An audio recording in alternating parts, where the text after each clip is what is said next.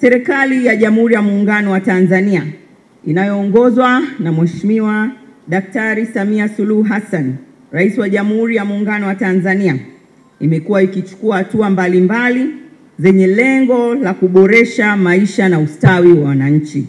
Na mojawapo ya hatua ambazo zinachukuliwa ni pamoja na kuboresha miundombinu ya usafiri na usafirishaji, masoko pamoja na utunzaji wa mazingira katika maeneo ya mijini chini ya mradi unaoitwa TACTIC. Yaani ni mradi wa uboreshaji wa miundombinu ya miji ya Tanzania kwa kuhusisha ushindani, ambayo kitaalam inajulikana kwa jina la Tanzania Cities Transforming Infrastructure and Competitiveness Project, yani TACTIC. Katika manispaa ya Singida, mkataba uliotiwa saini leo hii unahusisha ujenzi wa soko la kimataifa la vitunguu, ujenzi wa barabara za mjini kati, yani CBD, yani pamoja na viwandani zenye jumla ya kilomita 7.52, lakini inahusisha pia ujenzi wa mtaro wa maji ya mvua wa Mngunguna wenye urefu wa kilomita 2.6 pamoja na ujenzi wa jengo la ofisi ya wataalamu wasimamizi ambapo mkataba wake utagharimu shilingi bilioni 24.75. Naelekeza halmashauri na halmashauri zingine, halmashauri hii lakini halmashauri zingine zenye miradi hii ya masoko ziweze kujiendesha au kuendesha masoko na stendi na miradi hii ili iweze kuwa na tija, izalishe mapato kwenye halmashauri na iweze kuleta maendeleo kwa Watanzania. Ndugu wananchi, lakini naomba nitoe maelekezo mahususi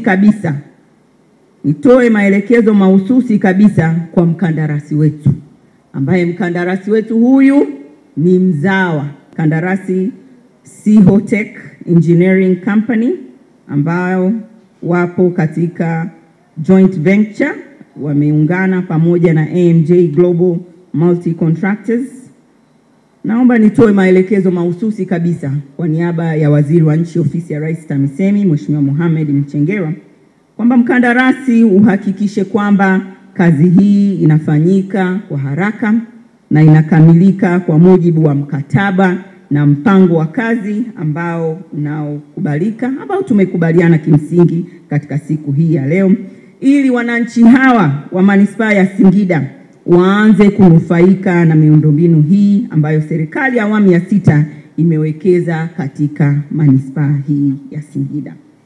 Lakini pia niendelee kutoa maelekezo mahususi kabisa kwa mkurugenzi wetu Joan Kataraia.